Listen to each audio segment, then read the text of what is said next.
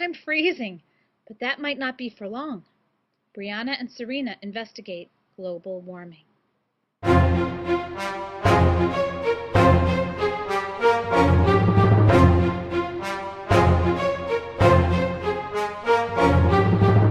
Hi, I'm Serena. And I'm Brianna.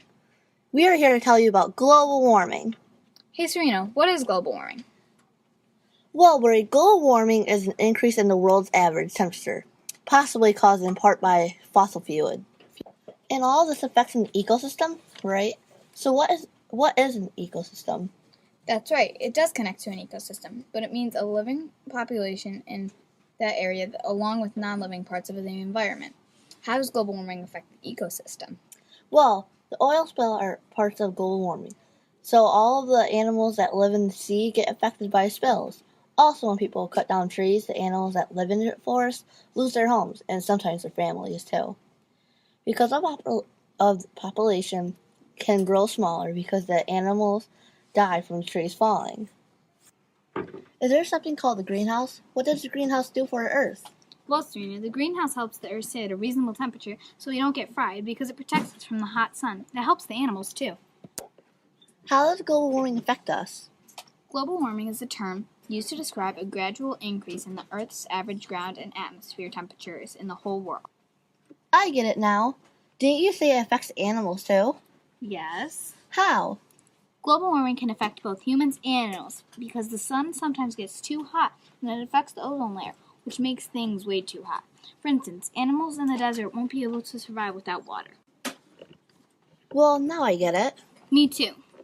Global warming is serious and it affects everyone. Yeah, and it's not cool. Literally. I agree, but I have to go. Me too. Bye.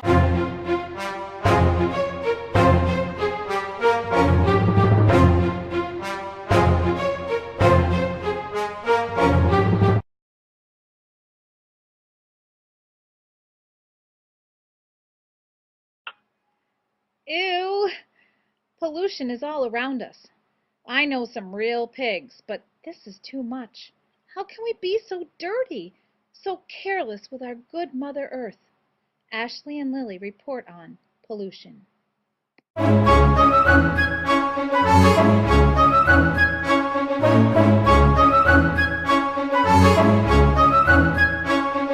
been working on pollution.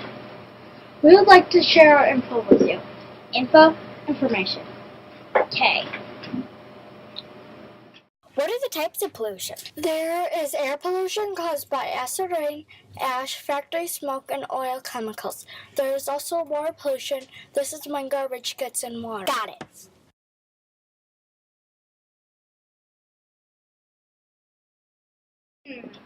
Actually, what causes pollution? Well, what causes pollution is human waste, factory smoke, acid rain, ash, chemicals.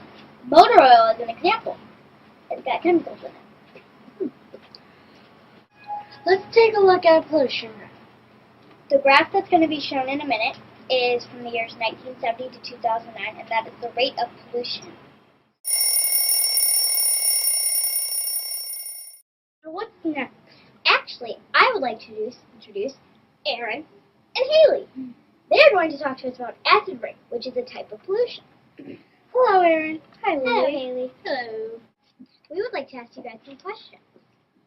Where does acid rain happen, and how does it affect that area? Acid rain can happen anywhere, and it can cause traffic detours. It can strip pine cones and pine needles off trees, and it can also destroy pretty statues at churches and many other places. When is acid rain most common, like a month or a season? Acid rain is most common around spring and summer because of all the pollution that goes up in the air. How does acid rain affect the earth? Well, it affects our earth by polluting our earth and by killing most of our trees and plants. What causes acid rain? The cause of acid rain is by, 95% of pollution, pollution rises up into the sky, and 5% of human activities is caused by it. And then pollution will rise up to the sky and then get mixed with the moisture and then it'll fall down. Isn't that interesting? Acid rain is not only a type of pollution, but it is also caused by pollution. Hey, how does pollution run there? Well, droughts will be longer, And flooding rains will be rarer but more damageable. Heat waves will be more frequent, and the sea level will creep up a half a meter. that's good. I didn't even know that. Lily, how does pollution affect our ecosystem? Well, drinking water can become polluted and dangerous to drink. What about our air? Some of it will become dangerous to breathe in. Ashley, how do we stop pollution? Well, first let's take a look at some polluted areas. Now let's look at some water pollution pictures. Wowzers. What's wowzers? Something my mom says. Well, you're turning it into your mom? Impressive. Oh, knock it off. No. Just knock it off and I'll answer your question. Non-toxic methods can reduce chemicals. And motor oil is extremely toxic, so try riding your bike some places. What about paints? I heard they're extremely toxic. That is actually very true. Oil-based paints have chemicals in them. So use water-based paints because they have no chemicals in them. When you wash your car on the driveway, the chemicals find their way into the ocean. So wash your car on the lawn. Let's take a look at those pollution pictures again. I can't believe it. Neither can I. This is shocking. Agreed. Go from this earth to this earth.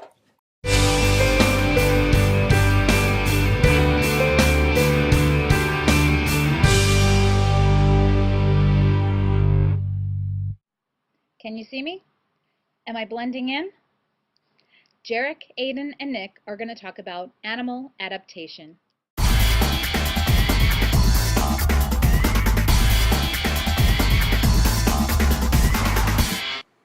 Hey, I'm Nick. And I'm Jarek. And don't forget me, Aiden. How could we forget you, Aiden? Well, you can mutate and forget stuff. Not likely, Aiden. Did you know animals mutate quite a lot? Really? Yeah, that's just one of the topics we want to talk about today. Really? Yes, the others include genetic variation, how mutation can help or harm an animal, and adaptation. Whoa, you lost me. What's genetic variation? Genetic variation is considered to be the raw material of evolutionary change. Without it, a species cannot change in response to changes in the environment. Nick, where did you get that answer? It's huge. Brace yourself. http://www.brighthub.com/science/genetics/articles/7364.aspx. Whoa, can you repeat that? No, I'd rather not. Fine. Wait, so what is adaptation? Adaptation is a term referring to the ability to adjust to new information, experience, and changes of environment. Okay, Jerk, where did you get that answer? Because you couldn't have just known that off the top of your head. I got that from http:// just read the slide. Okay, my turn to ask a question. How can mutation harm an animal? Well, if an animal mutates when it's not right, it can stand out to predators and get it killed and eaten. Where did you get that answer? Talkorgans.org. Well, if mutation can harm an animal, how can it help an animal? Well, if an animal such as the fox mutates for the winter, it can blend in with the surroundings so it can hunt unseen and not be seen by predators. Thanks for the info. No, don't thank me. Thank talkorgans.org. Nick, are all the mutations passed on to the offspring? No, some are, but some aren't. The mutations that aren't are not in the sexual cells, so is not passed on to the offspring. Ew, that's gross. That's science, Jerk. Fine, where'd you get that answer? The Science Source book. So... Okay, enough of the science for today. I had too much. Fine, enough. Well, that's all for today. Good night, America!